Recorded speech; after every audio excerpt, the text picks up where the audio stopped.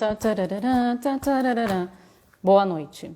Hoje, como vocês perceberam, a live é um pouco mais séria, por isso eu usei essa abertura do Jornal Nacional para iniciar. Como eu não sei editar vídeos, eu conto com a criatividade de todos vocês para imaginar que ficou igualzinho à abertura original.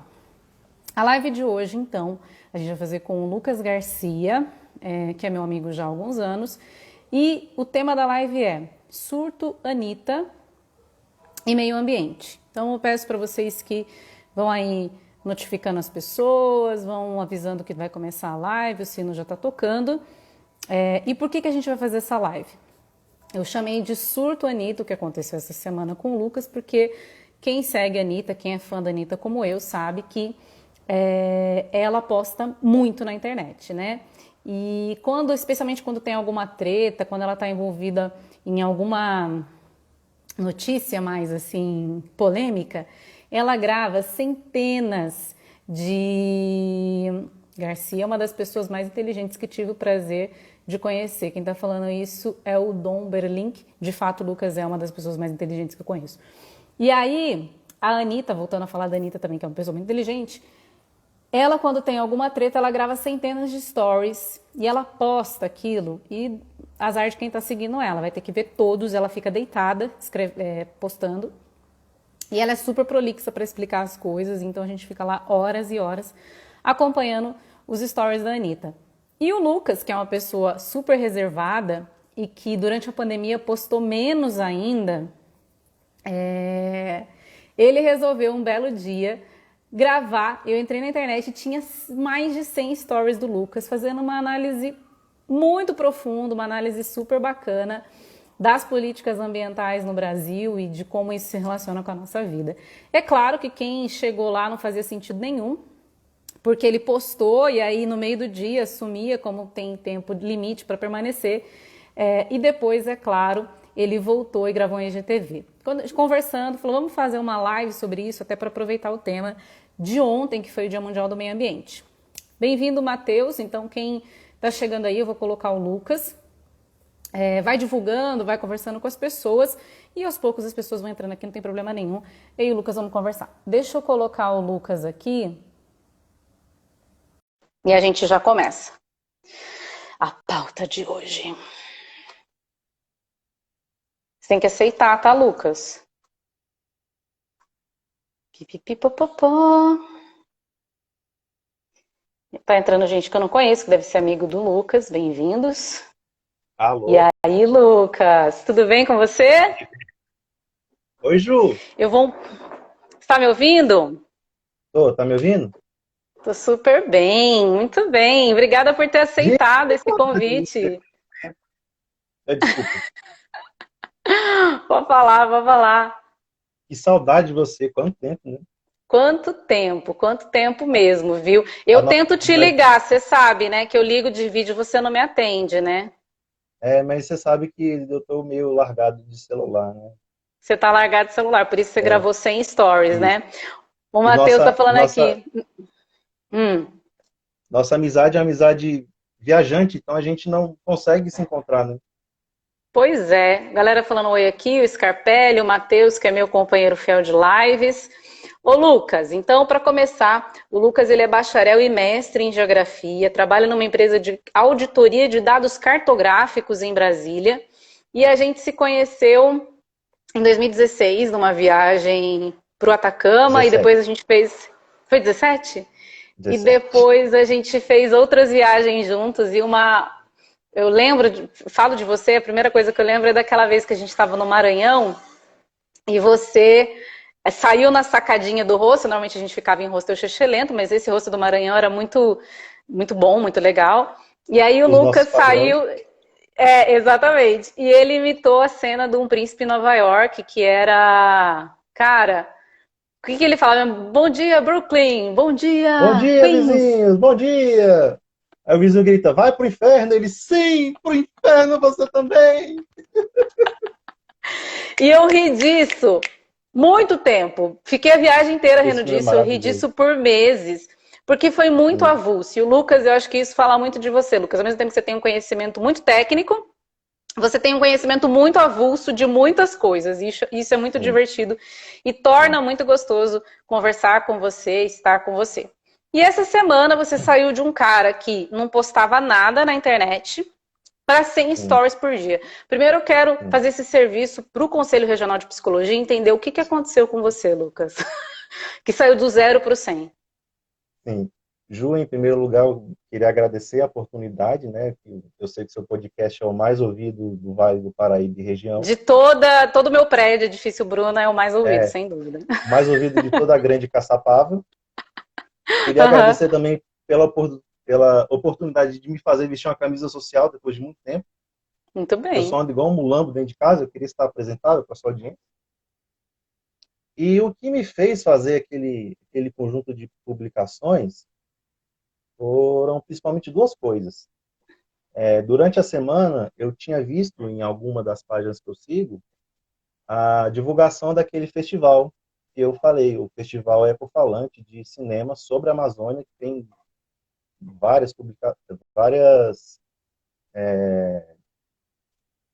perdi a palavra aqui, enfim, estou um pouquinho nervoso, várias produções maravilhosas. Uhum. E a segunda coisa que me incentivou a falar foi que nas semanas anteriores eu vi a notícia sobre o risco de racionamento energético no Brasil. Uhum. E eu acho que, infelizmente, a maioria das pessoas não conseguem fazer essa ligação direta entre causa e consequência quando os problemas envolvem o meio ambiente. Uhum. Então, eu fiquei com aquilo muito, muito forte na minha cabeça, fervilhando muito. Eu queria que aquele festival fosse para mais pessoas, além de uma simples publicação, que às vezes eu faço para divulgar alguma coisa interessante, que as pessoas vêm, batem o olho e vão embora. E eu queria também levar um pouco dessa informação, de mostrar que essas coisas têm causa e consequência. Então, eu comecei falando das questões policiais que envolvem o ministro do Meio Ambiente. Depois disso, eu cheguei aos fatos que acontecem por conta da conduta dele, que é um aumento exponencial de desmatamento. E o terceiro fato são as consequências, que é a questão do racionamento, que a gente está com um risco muito grande de passar esse ano por conta de falta de chuva. E Certo. conforme eu falei lá nas minhas publicações, a Amazônia tem uma influência muito forte no regime de chuvas do Centro-Sul. Só que eu comecei a falar e eu fui gravando direto no celular em vez de gravar no Instagram. Eu comecei a gravar e tinha vídeos que estavam dando 3, 4 minutos. Eu botava aqui e saía falando. E azar. Tó. Aí na hora de Internet. subir para o Instagram, eu via que ele dividia em 4, porque só pode postar 1 minuto por vez. Então eu voltei na galeria do celular e fui dividindo os vídeos 1 minuto por minuto.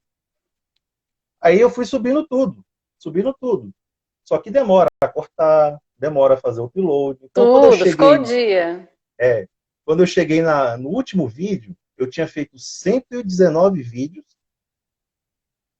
E o Instagram, depois a minha irmã me falou, a minha irmã é digital influencer, a profissão dela é trabalhar com internet. Ela me falou que o Instagram limita a 100 stories por dia. Então, os É isso primeiros que eu aí. postei, que eram justamente os que davam introdução ao assunto, ficaram perdidos. E aí, Sim. quem começava a assistir não entendia nada. Exato. Aí você, minha própria irmã, algumas outras pessoas falaram para eu juntar isso e botar no IGTV. Aí eu passei o resto do dia fazendo isso também, com a ajuda dela, porque ela trabalha muito com essa questão de fazer vídeo, porque ela faz campanhas publicitárias de lojas, de marcas, enfim. No fim das contas, deu certo. Não ficou um Sim. vídeo com a produção cinematográfica que minha irmã conseguiu fazer, mas o mais importante foi que eu consegui juntar a informação e colocar de uma forma que agora dê para assistir, embora eu tenha Sim. falado demais. Eu falei na soma de todos os vídeos 25 minutos. Pois aqui você vai falar 1 hora com a gente, não se aveste. E quem Sim, perdeu o IGTV, ou os stories, ou o Surto Anitta de Lucas Garcia, esse é o seu momento. sim, Bom, quero dizer oi para todo mundo que está chegando. Eu vi que a Carol tá por aí, Malcolm entrou também. Eu não consigo enxergar direito, eu vou me esforçar para ler os sim. comentários, fiquem à vontade para fazê-los. Lucas, então vamos começar que eu acho que uma coisa bacana que você fez no vídeo, que a gente faz sempre também quando a gente conversa, é correlacionar muito algumas coisas que parecem que acontecem muito. Vai ficar salvo em algum lugar, sim, quem tá perguntando aí, não tô enxergando quem. Uma coisa que acontece muito longe, o que isso tem a ver com a minha vida? Né? Então, por Sim. exemplo, eu moro no Sudeste, no interior de São Paulo. O que o desmatamento da Amazônia tem a ver comigo? O que isso afeta no meu dia a dia? Eu acho que seria legal a gente tentar transformar isso, algumas notícias que a gente vê, e aí eu já ouvi pessoas Sim. falando assim, não, mas se acabar aqui, eu vou para outro país, como se não tivesse tudo interligado. O que isso tem a ver com a minha vida? Com a vida de quem está É, assistindo? eu queria só voltar numa coisa que eu falei, que o nome da live é Surto Anitta em Meio Ambiente. E há poucas semanas atrás, a Anitta fez uma publicação criticando o ministro do Meio Ambiente. E como ele não deve ter mais Sim. o que fazer, né? O meio ambiente no Brasil está ótimo, não tem pandemia, ele foi para o Twitter ficar batendo boca com a Anitta. Então, assim, nós estamos sendo governados pela quinta série. Sim, na Basicamente isso. verdade, é aquilo que eu falei, estou esperando a Anitta virar presidente do Brasil, mas isso é papo para uma outra live até. É, sim. Mas vamos lá. O que o conhecimento, o que está acontecendo na Amazônia, o que está acontecendo no meio ambiente tem a ver com a gente aqui? Sim, basicamente, para nós no Centro-Sul, a Amazônia é uma das nossas principais fontes de chuva. A circulação atmosférica do Oceano Atlântico, ela faz com que muita umidade entre no continente, justamente pela foz do Rio Amazonas.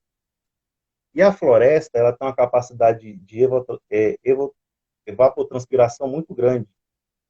Então, essa umidade que entra do litoral chove na floresta, a floresta absorve, a floresta devolve, então a floresta produz a própria chuva que cai sobre ela.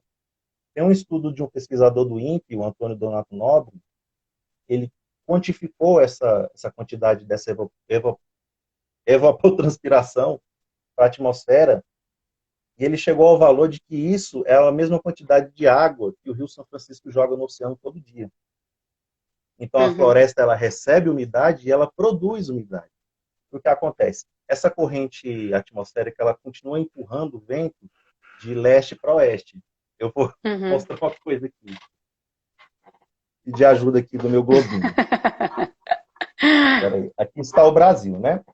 Então essas Porra, mas correntes... a Terra não é plana? Agora eu fiquei chocadíssima. Ixi, Maria, estamos distribuindo fake news aqui, né? Uhum. Então essa corrente ela entra de leste para oeste. Essa corrente de umidade do Oceano Atlântico. Quando ela está sobre a floresta, ela recebe mais umidade ainda da floresta. Quando ela continua caminhando de leste para oeste, ela chega a uma barreira orogênica, que a gente chama na geografia, que é quando uma barreira física se interpõe a um, a um evento natural. É o que Uhum. acontece. Essa umidade toda bate nos Andes e desce para o centro-sul do Brasil.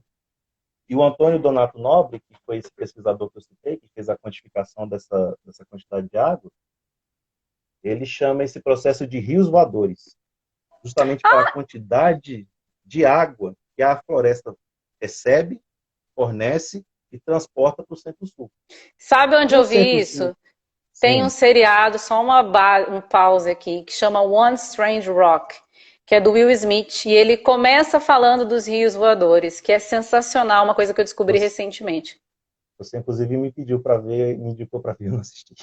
Não, o que eu indico para as pessoas, ninguém assiste nada e ninguém vê nada, o que eu Não, eu indico, mas eu assisto, gosto de indicar coisas. eu leio os livros que você fala, assisto os filmes que você fala assim. Então, o que acontece? Bom, Quando eu e falo aí, e de... aí os rios voadores. E não se preocupe em ser muito Sim, técnico, porque exceto os seus amigos, os meus não entendem nada de geografia tá. nesse nível de detalhe, a gente não vai conseguir julgar, mas pode seguir. Sim. Quando eu falo de Centro-Sul, eu falo da região Centro-Oeste, onde eu estou, Sudeste, onde você está, e o Sul do Brasil.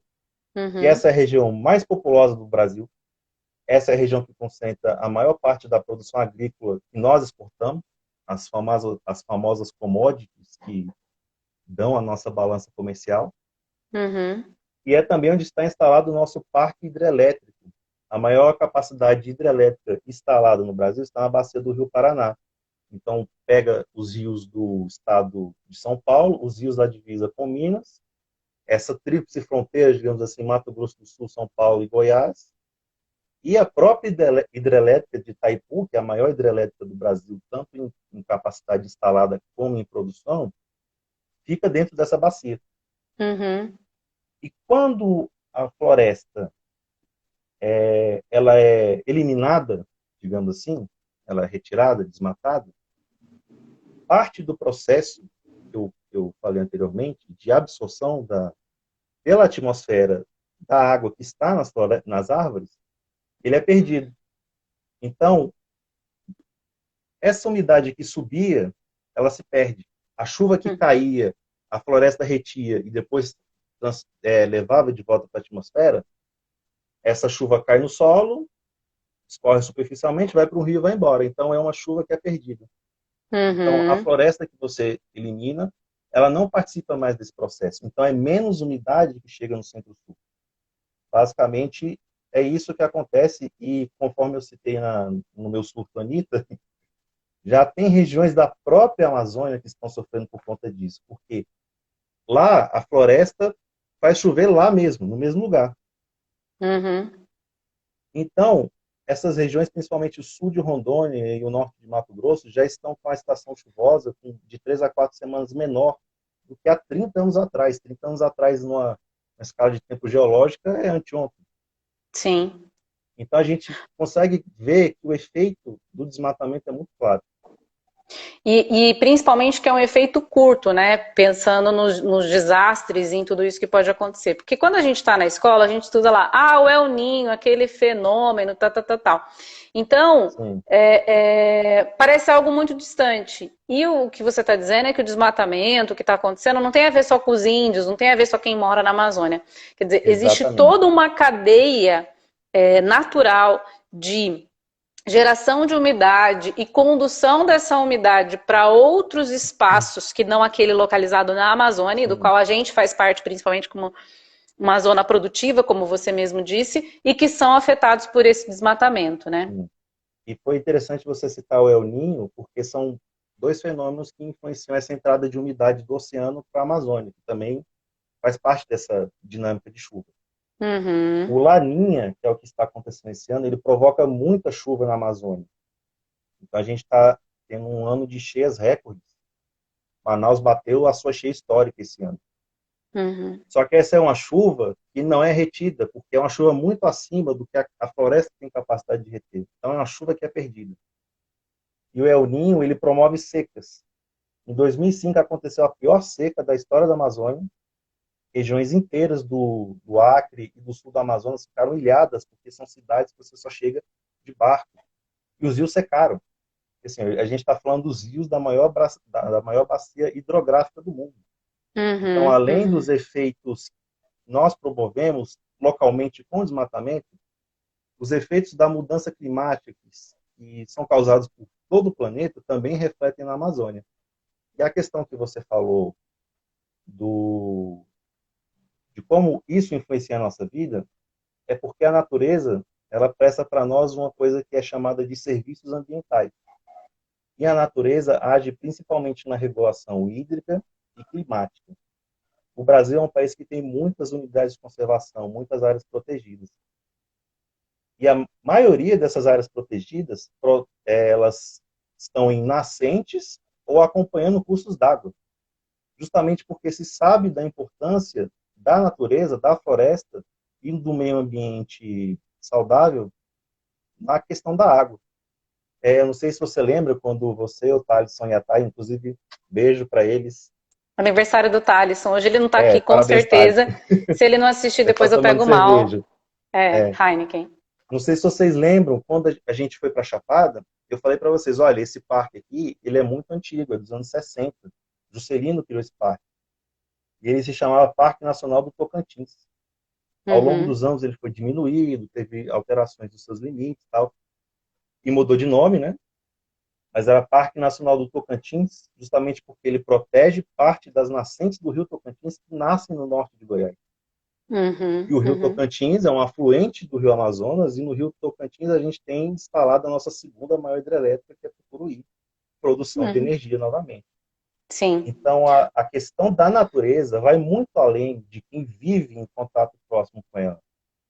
A gente sim. tem problemas ambientais urbanos, principalmente questão de poluição, de cursos d'água poluídos, de desmoronamento em regiões de ocupação ilegal, mas essas questões macro, essas questões ambientais macro, também influenciam muito a nossa vida.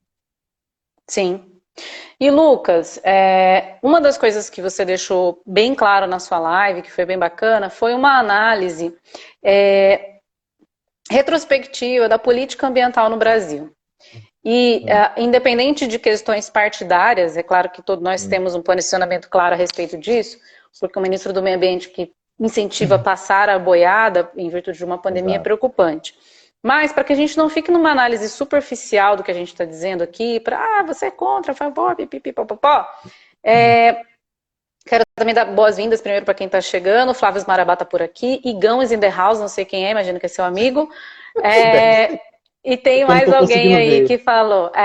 Eu não consigo ver aqui. Por que a situação da política ambiental no Brasil hoje é pior do que nos últimos anos? Sendo que o Brasil nunca foi tão um grande exemplo nesse sentido. Para isso, eu preciso fazer uma pequena retrospectiva histórica. E eu vou usar a Amazônia como exemplo. A Amazônia, ela não está só no Brasil. A gente, às vezes, esquece disso. Ela está em mais 8 países da América do Sul. Ela tem um histórico de ocupação de 15 mil anos. E nos últimos 500 anos, foi quando esse imenso território teve contato com o homem branco. O primeiro europeu que subiu o rio Amazonas de barco foi Francisco de Orellana, em espanhol. E a colônia portuguesa ocupou a Amazônia de forma muito dispersa. Lucas, só um parêntese, que quando você falou que ia fazer uma pequena retrospectiva, eu achei que era de 20 anos. Você está em 500 anos de retrospectiva. Senta com a minha história, mas vamos aí, você vai acelerar. Você falou, vou fazer uma pequena retrospectiva. Em 500 anos, eu falei, gente, eu vou fazer uma retrospectiva de 500 anos. Não, mas essa parte da história ela é bem rápida, porque não acontece muita coisa. Então, os portugueses começaram a ocupar a Amazônia com ocupações muito dispersas, principalmente ao longo dos rios. E aqui me permitam uma breve aspas. Isso é engraçado porque tem muita cidade no Pará e no Amazonas que tem nome de cidades de Portugal. Santarém, Óbidos, Barcelos, Bragança. Então os caras vinham de lá, iam abrir cidades aqui, povoados, e botavam na cidade deles. E aí a gente pode dar um salto histórico até a década de 60, desde os 15 mil anos. Até 1960, passando pelos 2 ciclos da borracha, o primeiro ciclo no fim do século XIX, o segundo ciclo na década de 40, durante a Segunda Guerra Mundial, a Amazônia tinha 0,5% da área desmatada. E aí na Amazônia já tinha Belém, já tinha Manaus, já tinha Santarém, já tinha vários povoamentos de grande porte.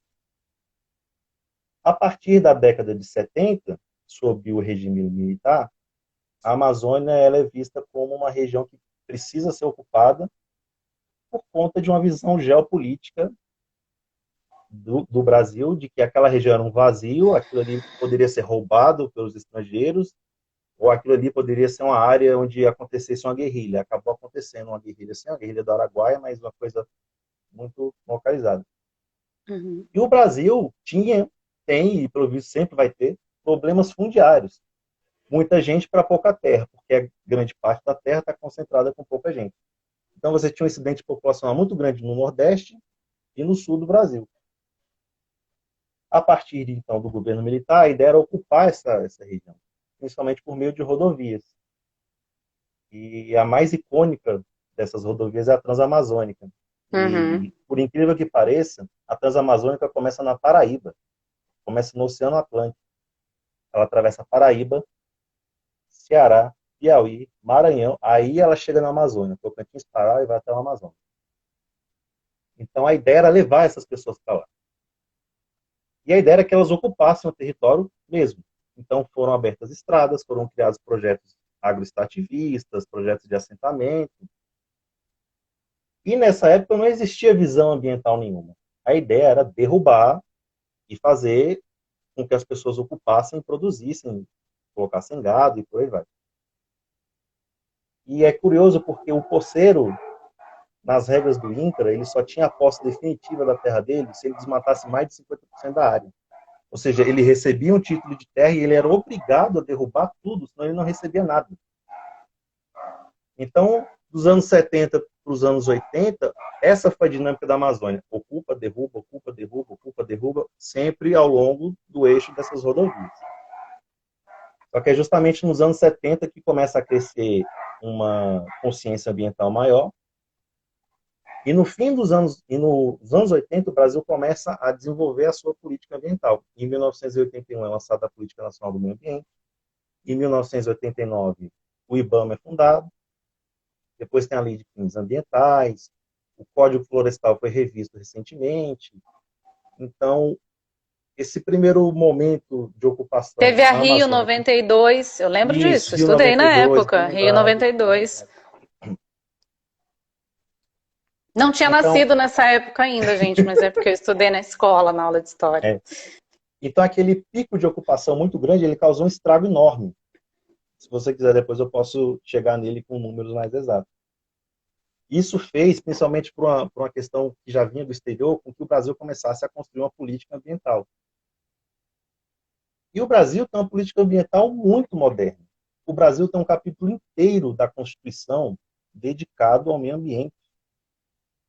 O Brasil tem um capítulo inteiro da Constituição dedicado aos direitos indígenas. Nós temos um Código Florestal, e mesmo esse Código Florestal que foi revisto recentemente com muita polêmica, que se fosse aplicado, garantiria a proteção de mananciais, de cursos d'água, e garantiria que a produção agrícola poderia se expandir, mas sem agredir o meio ambiente. E de todas essas políticas que eu citei, uma das mais importantes é o PPCDAM, que é o Plano de Controle do Desmatamento da Amazônia. Ele foi criado em 2004, justamente no ano em que a Amazônia teve um dos picos mais absurdos de desmatamento. E o PPCDAM, em 8 anos de aplicação, de 2004 até 2012, 2012 é o ano em que teve a menor taxa da série histórica. Em 2004, mais de 24 mil quilômetros, em 2012, pouco mais de 4 mil quilômetros, uma redução de 80%.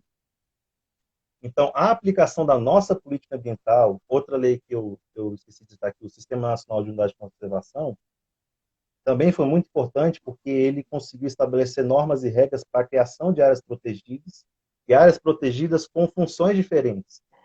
E uma área protegida, ela é uma barreira para o desmatamento. Então, a política ambiental brasileira é muito robusta mesmo. Essa questão que falam de que o meio ambiente, quem defende o meio ambiente no Brasil é xiita, enfim, isso é uma coisa completamente ridícula. Porque é uma lei, são leis que, se aplicadas, beneficiariam todo mundo. E o que acontece, e infelizmente tem acontecido mais ou menos desde 2016, é que o desmatamento da Amazônia tem aumentado bastante. Só que o que acontece em termos dessa política, né, política ambiental, é o seguinte: você pode agir por incompetência. Por exemplo, muitos governos foram incompetentes em combater o desmatamento, porque não sabiam o que fazer, não tinham os instrumentos corretos. Por omissão, por exemplo, o governo Temer foi um governo que não fez muita coisa, mas também deixou como é que estava. E também por falta de recursos, por exemplo, nos anos 90, imagina, começo dos anos 90, hiperinflação, sem o plano real ainda, sem os órgãos estarem estruturados, então não tinha muito o que fazer ali, digamos assim. E voltando aos anos 70, ditadura militar, essa explosão de desmatamento foi feita por uma questão da visão da época. Realmente a ideia era derrubar tudo e ocupar. Então você pode deixar o desmatamento acontecer por esses fatos. Mas Acho que nunca tem também houve... uma questão de que a ideia de ambientalismo é recente no mundo, né? Quer dizer, Sim, uma coisa de 40 anos. exatamente, começou na década de 60, né? Então, embora seja recente, o que você está dizendo é que existe, de forma geral, um arcabouço de leis que garante, sim, a prevenção e que seria moderno, etc. Mas neste governo, especificamente quando a gente está falando...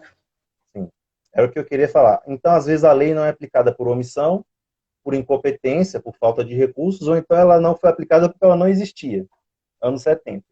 Mas nunca aconteceu neste campo temático do Brasil, que a lei, ela, além de não ser descumprida, fosse incentivado o contrário. Então, Abertamente.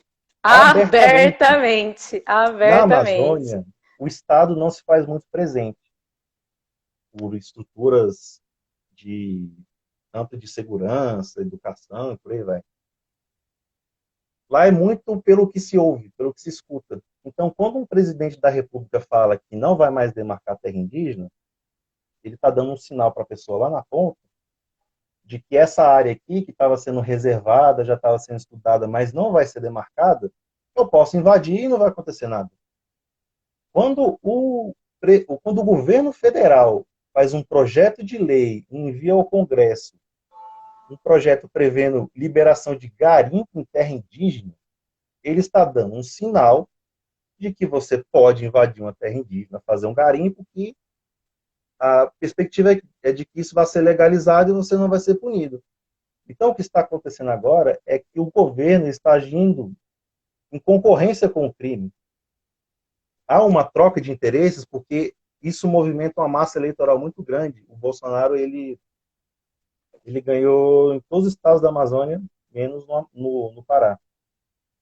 Então, você agir em concorrência com crime é muito mais grave do que você não aplicar a política por incompetência, porque eu não tenho um recurso para mandar o fiscal para o campo. E é Uhum. exatamente isso que está acontecendo agora, nesse momento, no Brasil, em especial na Amazônia. Duas coisas que eu queria trazer. Primeiro, em relação à demarcação de terra indígena, né? É interessante que eu tenho um amigo que foi para fazer um Sim, turismo, né, em Manaus, tal, na Amazônia, e aí ele voltou assim. E eu falei, nossa, mas muito complicado tudo que está acontecendo, né? Dizimação dizimação, existe essa palavra? Quando dizima sim, algo? dizimar, sim. Dizimar, é. Falei, nossa, o povo indígena tá lá numa luta, tal, que triste. E ele falou assim: não, eu fui visitar uma tribo, você precisa ver, os caras têm internet, tem televisão, não é tudo necessitado, não. E eu falei, gente, o que tem a ver a internet e a televisão do cara com direito à terra e à vida, sabe? Não tem nada a ver uma coisa com a outra. Mas a gente tem essa ideia Sim, de que terra indígena e de que índio índio já é uma expressão pejorativa, mas assim, que os povos originários, eles têm que estar pelado com uma folha tampando o sexo. Se você puder, brevemente, assim, o que é uma demarcação de terra indígena e qual a importância disso? Você falou que já disse que ela evita de forma considerável o avançamento de sim, desmatamento na Amazônia. sim, E até para sim, explicar, porque não tem problema o cara tá de roupa, gente. Qual que é o problema disso, né? sim. Qual que é a função de uma demarcação de terra indígena? Acho que é essa a pergunta. A questão indígena é uma das mais complexas do Brasil, justamente porque não é a questão indígena, são as questões indígenas. Nós temos centenas de povos, os que sobraram, infelizmente, desse país, que vivem em regiões de condições ambientais diferentes, regiões econômicas diferentes, regiões de acesso diferentes. Um processo de demarcação de terra indígena, ele, ele parte de um laudo antropológico, que é feito avaliando se realmente esse grupo que está nesse local, nesse momento, sempre esteve ali, ou esteve ali, sei lá, nos últimos 100, 200 anos. Uhum. Isso você faz vendo se os rituais deles sempre aconteceram ali, se as atividades deles estão realmente integradas com o ambiente no local. Não é simplesmente chegar no mapa, riscar um quadrado e falar que vai ser uma terra indígena. Então, as terras indígenas que são demarcadas, elas são demarcadas em áreas onde estão os povos indígenas. Por que tem tanto povo indígena na Amazônia? Porque, por uma dificuldade de acesso, principalmente nos primeiros anos da colonização do Brasil, onde os povos indígenas do litoral foram massacrados, esses povos ficaram relativamente intocados, digamos assim. Então, a terra indígena Yanomami, por exemplo, que foi uma das terras indígenas que eu citei lá no meu Surtanita, ela fica entre o Amazonas e Roraima e na fronteira com a Venezuela. Os Yanomami ocupam essa região há 1.500 anos. Demarcar essa terra é o mínimo que o Estado brasileiro tem que fazer em reparação ao que esses povos passaram. E você me pergunta da questão do índio de calça jeans e de Hilux. Infelizmente, a civilização chegou perto de muitas tribos. E esse intercâmbio cultural ele é inevitável. Mas isso não quer dizer que essas pessoas não tenham que ter respeitado os seus direitos territoriais. A relação que um indígena, um autóctone, tem com o território é muito diferente da nossa. Ali ele vive, ali ele caça, ali ele pesca, ali ele tem seus rituais culturais. Então, e ele tem ele tem um Meu histórico pai muito dormiu. grande naquele lugar. Então, não existe, por exemplo, falar que um índio de calça jeans não representa um índio, porque, por exemplo, pode ser que esse grupo indígena esteja numa situação muito mais vulnerável do que os Yanomami, que estavam relativamente isolados, entende? Então, a questão Ou, indígena, e ela... até assim, a importância desses povos, por exemplo, por que que é importante ele fazer faculdade, por que que é importante ele escrever Sim, sobre, ele criar sim, teorias, ele fazer estudos sobre o seu próprio povo, sim, para ser porta-voz desse povo sim, que durante muito tempo, historicamente, sempre foi sim. massacrado pelo homem branco, né? Só para voltar na história do índio de calça jeans, isso acontece por conta do contato humano, da sociedade civilizada. Por exemplo, quando foi feita a construção da hidrelétrica de Belo Monte, 3 terras indígenas foram afetadas ali na região do Xingu. Mas os índios, eles não são uniformes, eles não pensam todos da mesma maneira. Então, a empresa que foi fazer a construção da obra chegou em algumas aldeias e falou, olha, a gente tem que indenizar vocês e não sei o quê, porque vai ser feita uma obra. Que tipo de indenização vocês querem? Aí teve cacique que pediu 10 voadeiros aquele barco metálico com motor de polpa. Teve cacique que pediu engradado de refrigerante. Teve cacique que pediu caminhonete. Então, isso acontece por conta do contato com o branco. Uhum. E pelo fato de, infelizmente, esse índio estar sofrendo isso, isso não quer dizer que os índios de outras regiões tenham que ser invalidados ou, não estou com a palavra aqui na cabeça, não, desqualificados da sua situação, porque um grupo indígena de outro lugar, em outro contexto, está sofrendo um outro problema. E a questão que você falou da importância dos indígenas irem para a cidade estudar, isso é fundamental para a sobrevivência deles enquanto grupo cultural específico. Principalmente porque o conhecimento indígena ele é repassado pela oralidade. O mais velho passa para o mais novo e assim em diante. E muitas tribos estão perdendo seus anciões agora por conta da Covid. E além disso, de ser uma forma de guardar o conhecimento indígena, é uma forma de dar voz a eles mesmos, para que eles apresentem a visão deles da história, a visão deles do mundo deles, porque nós de fora vamos lá estudamos eles, mas nós estamos escrevendo o que nós vemos. Então é muito importante que os próprios povos indígenas sejam capazes de fazer isso. E o estudo nos moldes da civilização, digamos assim, é uma ferramenta fundamental para que isso aconteça.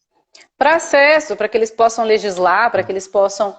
A gente tem, por exemplo, até de conhecimento de órgãos internacionais de proteção, a gente tem exemplos de líderes indígenas que recorrem e são Sim, pensadores importantes do Brasil, representando o Brasil em órgãos internacionais, enquanto pensadores internacionais, o que é possível sim, muitas vezes através do domínio da língua, né, e não só da língua originária, ou da produção de sim, conhecimento articulado de forma a sim, ser compreensível para quem está fora, porque se só os índios defenderem os índios, quer dizer, não sobra ninguém. Então a gente precisa sim. levar esse conhecimento para outros, para que outros o façam. Outro E ponto. quando eles fazem, então, é a garantia de que o que acontece está sendo representado com fidelidade. Né? Uhum. Outro ponto, ô Lucas, é que a gente teve recentemente algumas, diante de tudo isso que você falou, né? Primeira vez no Brasil, quem está chegando agora é uma live de meio ambiente, celebrando aí o Dia Mundial do Meio Ambiente, e do Surto Anitta do Lucas, de postagem de mais 100 stories no Instagram. A gente teve recentemente denúncias, né? O STF abriu aí e teve algumas denúncias formais contra o ministro do Meio Ambiente, por motivos óbvios, mas queria que você explicasse um pouquinho o teor dessas denúncias, o que, que isso quer dizer, o que, que ele fez, do que ele está sendo acusado. Bom, a atuação do Ricardo Salles no Ministério, ela é completamente danosa ao meio ambiente. Ele é o anti-ministro Criminosa, do meio né? ambiente. Criminosa, obrigado. Em termos do próprio trabalho dele, ele desfez muitas normas que eram normas que existiam para proteger o meio ambiente. E uma dessas normas é especificamente a norma de exportação de madeira. Se eu não me engano, são 3 documentos que você precisa para exportar madeira: uma autorização de extração, uma autorização de transporte e uma autorização de exportação. A autorização de extração confirma que você tirou essa madeira de uma área correta, uma área regulamentada, uma área de manejo. A autorização de transporte, se você for parado numa barreira, enfim, você comprova que você está levando essa madeira de maneira correta. E a autorização de exportação comprova que essa madeira tem procedência garantida, pode enviar para qualquer mercado do exterior, que a senhorinha que for comprar uma mesa de mogno lá em Londres vai ter uma madeira de qualidade. O Ricardo Salles, além de toda a atuação tenebrosa que ele tem, ele transformou o Ministério do Meio Ambiente num balcão de negócios. Você falou da Polícia Federal estar atrás dele. Isso, infelizmente, no Brasil é comum no executivo, no governo estadual e no governo municipal. Mas no governo federal, corrupção acontece em órgãos de grande orçamento, o Ministério da Educação, o Ministério da Saúde, o Ministério de Infraestrutura e por aí vai. É a primeira vez na história do Ministério do Meio Ambiente, que um ministro é investigado pela Polícia Federal. Essa norma que eu citei foi justamente a que levou a polícia a chegar ao Ricardo Salles. O presidente do IBAMA, ele eliminou, se eu não me engano, são 3. Se alguém souber, me corrija depois se eu verifico para Ninguém ver vai se é errado. corrigir, só os seus amigos que entendem disso, são geógrafos que estão São acompanhando. 3 as licenças, ele eliminou a licença de exportação. Ou seja, você pode extrair, transportar, cheguei no porto, mando para onde eu quiser. Lá no porto, ninguém vai, na hora de mandar, né? Ninguém vai implicar com você. Ele fez isso num dia, e no dia anterior, ele e o Ricardo Salles tiveram uma reunião com uma associação de produtores de madeira do Pará. No dia seguinte, revogou essa norma. E isso em 2020. E essa história ficou por isso mesmo, né? Ele é o ministro, faz o que ele quiser. Só que recentemente, parte dessa madeira que está sendo exportada começou a chegar nos Estados Unidos. Quando chega lá tem uma fiscalização ambiental. E o fiscal ambiental pegou, viu, beleza, aqui tem a licença de extração, a licença de transporte, cadê a licença de exportação? Por que essa madeira está aqui? Começaram a chegar vários e vários e vários carregamentos. Então, o Serviço Ambiental dos Estados Unidos contactou o IBAMA e um servidor do IBAMA, um servidor concursado, ele repassou isso para a Polícia Federal. E a Polícia Federal começou a investigar. Investigando a cadeia de comando, ela chegou aos empresários do setor madeireiro do Pará, chegou ao presidente do IBAMA e chegou ao Ricardo Salles. O Ricardo Salles está com suspeita de movimentação financeira atípica, de 7 milhões de reais. O ministro do IBAMA foi quem desfez a norma. Por que ele desfez essa norma? E o empresário do Pará reuniu com o cara dias antes dele fazer isso. Então ele transformou o ministério num balcão de negócio. Uhum. E quando eu falei que o Estado no setor ambiental está capturado por grupos de interesse, são grupos de interesses criminosos. São empresários que não têm interesse de andar na lei para fazer a produção da sua madeira, entende? Preferem atravessar o caminho mais fácil, mais rápido da ilegalidade, foram direto ao agente público, que seria responsável por facilitar a vida deles, digamos assim, Uhum. e aconteceu durante mais de um ano exportação de carga de madeira, sem ninguém saber se realmente foi tirada de uma área legal. Mas esse é um dos problemas que o Ricardo Salles tem. Ele tem um segundo problema muito grande. Foi nesse ano, se não me engano, no mês de abril, A Polícia Federal fez uma operação na divisa do Amazonas com o Pará, a região chamada Rio Arapiuns, é perto da minha área de mestrado. Uhum. E nessa região, nessa operação da Polícia Federal, veja bem, Polícia Federal, em volume de madeira, foi a maior apreensão de madeira ilegal da história. A polícia foi lá, prendeu a madeira, embargou o pátio, o estoque. No dia seguinte, o Ricardo Salles foi lá, se reuniu com os madeireiros, os caras deram os documentos lá meia boca, dizendo que a madeira é legalizada, e ele falou, não, pode liberar. Ou seja, a polícia está investigando e ele está atravessando o caminho da polícia para favorecer o criminoso. Uhum. Então, Ele esses que é são o esses... ministro que deveria Exatamente. assegurar o cumprimento das normas. Isso. Você que está chegando Esses, agora, só tem um jeito de assistir essa live, é puto e triste, né, Lucas? esses são os dois principais problemas que ele tem com a justiça até o momento. Uhum. E quando ele chegou no governo, porque ele foi secretário de Meio Ambiente de São Paulo, ele foi condenado num processo por alterar o licenciamento ambiental de um rio, de uma unidade de conservação, perdão. Essa alteração favoreceu a mineradora. Ele foi condenado. E mesmo condenado, ele foi empossado. Sim. Então ele tem esse problema e esses outros dois. E o que você falou de chegar na live puto e triste, é com muito pesar que eu falo essas coisas. Eu não fico nem um pouco feliz de falar isso. As pessoas devem pensar, nossa, mas você gosta de falar mal do governo. Não, gente. Eu fico triste falando isso. Eu não tenho alegria nenhuma de falar mal do cara É, por ele porque ser tem meu gente que adversário fala assim, político. exatamente, do tipo, eu avisei. Mas, gente, o que está acontecendo em muitas esferas do Brasil, a gente só está falando aqui hoje do meio ambiente, por conta do Dia do Meio Ambiente, Mundial do Meio Ambiente ontem, é extremamente triste, porque de toda essa Sim, movimentação que você está falando, a madeira, maior apreensão de madeira ilegal, quer dizer, já foi tirado, já foi cortado, os impactos disso já estão na não tem nossa vida. volta. O problema é a Sim, perpetuação disso sim, a partir de um aval de órgãos reguladores e de proteção sim, que estão justamente operando de forma sim, contrária. sim. Né? Eu acho que isso Por é exemplo, muito para preocupante. deixar claro que não é uma questão partidária, a gente teve o governo do PT que fez coisas muito boas pelo meio ambiente, criou o ICMBio, fortaleceu o IBAMA, criou muitas unidades de conservação, fez o PPCDAN, que eu citei, mas o IBAMA, perdão, o PT fez Belo Monte. Belo Monte é um crime contra a humanidade. Uhum, E eu critiquei a Dilma, era a coisa que eu mais criticava na Dilma. E olha que em uhum, 2010 eu votei na Dilma, hein? uhum, Foi a coisa que eu mais critiquei no governo da Dilma. Ela fez uma hidrelétrica que não tem viabilidade econômica, foi uma obra feita. Se qualquer pessoa, qualquer governo estrangeiro quisesse fazer uma obra dessa, ele não faria, porque ela ia custar muito caro.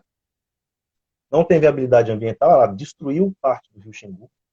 Aquela parte que eu citei anteriormente, dos índios que, na negociação, receberam uhum, refrigerante. E ela não vai gerar energia para a qual ela se propôs. Ela vai gerar uhum, um terço da energia da capacidade instalada que ela tem. E eu criticava isso com muito pesar também, porque não só eu, todo mundo que estava atento à questão olhava aquela obra sendo levada adiante e falava, isso vai ser um desastre. E a gente não falava isso para dizer, olha, eu estou certo, viu lá. Não, a gente fala isso com pesar, porque a gente sabe das consequências disso na sua vida aí em Caçapava, na minha vida aqui em Brasília. uhum, Mas, por exemplo, a questão de Belo Monte foi feita assim por incompetência. Vou fazer e a questão ambiental fica em segundo plano.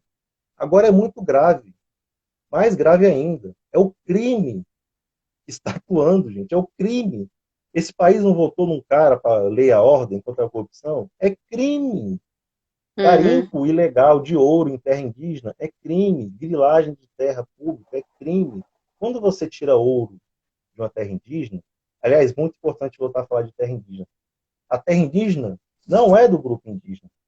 Terra indígena é uma terra da União que é dado por direito aos índios o usufruto da terra.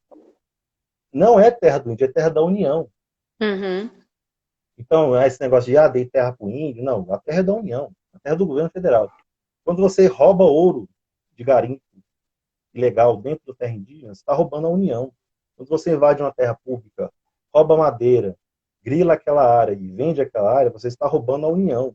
Quando alguém rouba a União, rouba a mim, rouba a você e rouba a quem Uhum. está nos assistindo.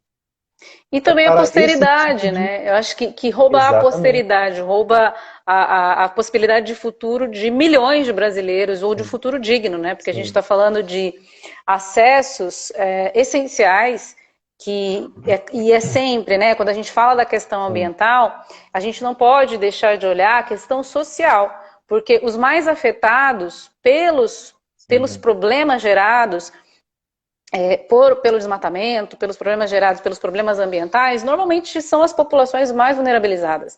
Então, são as pessoas, Sim, por exemplo, que não têm acesso à saúde, são pessoas que têm moradia precária, são as pessoas que não têm sim, acesso à água potável, são pessoas que não têm acesso a saneamento, e aí vai.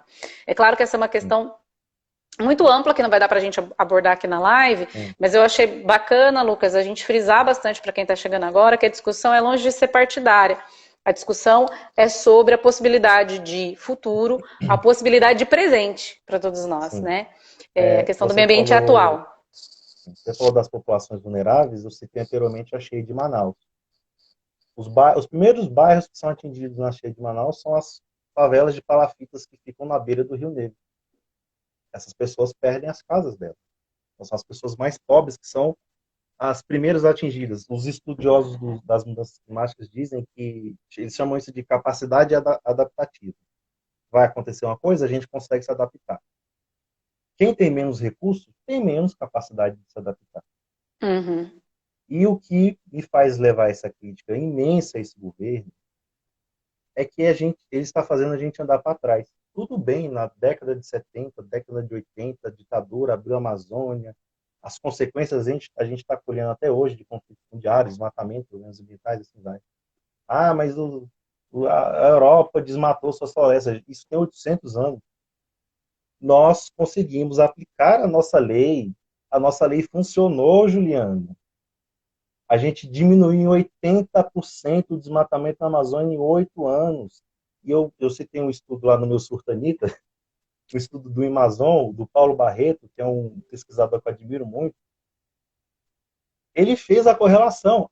O PIB da Amazônia aumentou no momento em que o desmatamento caiu. Ou seja, o cara que tem um gado, por exemplo, ao invés dele, meu pasto aqui está degradado, vou abrir outra área, não, não vou fazer isso, tem fiscalização, isso vai ser visto pelo satélite, vou ter minha área embargada. Não, eu vou recuperar o meu pasto aqui, vou colocar mais gado em menos área. Foi isso que aconteceu. Por isso que Uhum. é inadmissível, inadmissível o que está acontecendo na área do meio ambiente, em várias outras áreas também, né? E o Brasil Uhum. está Mas virado para isso. a Mas pauta essa hoje é meio área, ambiente, mas dá é, para ir longe. sim, mas essa área em específico, justamente porque nós estamos rasgando e jogando fora coisas que funcionam e são coisas que vão ter impacto direto na nossa vida. E não é Sim. impacto de longo prazo. Nós estamos com ameaça de racionamento por falta de chuva. Chuva é essa que vem da Amazônia. A Amazônia é essa que ela mesma produz sua chuva enquanto floresta.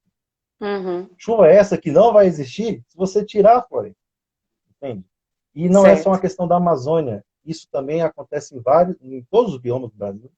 Eu estou falando aqui de Brasília, do Cerrado. Mais de 50% do Cerrado foi desmatado. O Cerrado está no centro do Brasil.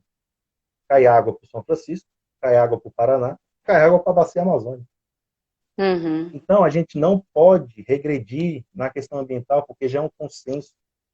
Os países para os quais nós exportamos produtos, eles só vão querer comprar produtos de áreas que sejam legalizadas.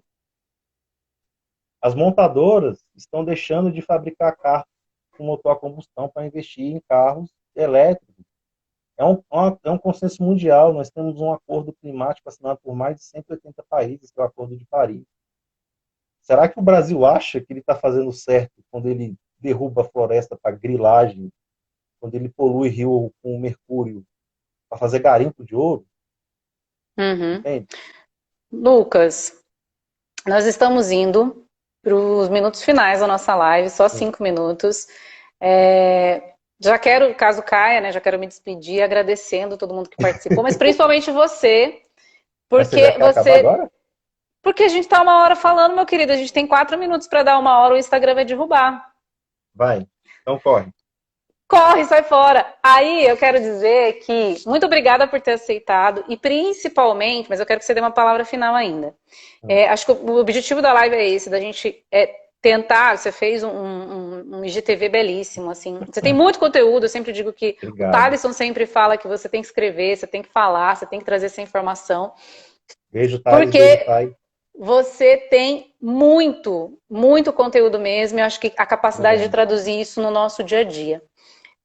Você trouxe muitas informações de como o Brasil está afundando na questão ambiental e fica claro de que as ações de contenção elas têm que vir principalmente dos órgãos reguladores, porque são ações macro, ações que eu aqui em Caçapava não consigo fazer.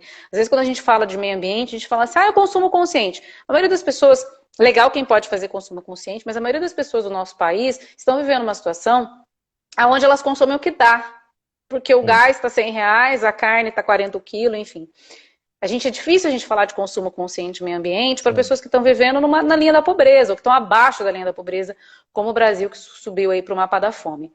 sim. De forma a orientar quem está aqui na live, o que a gente pode fazer para denunciar e para, além de ficar muito triste e puto, atuar de alguma forma nisso tudo que você disse?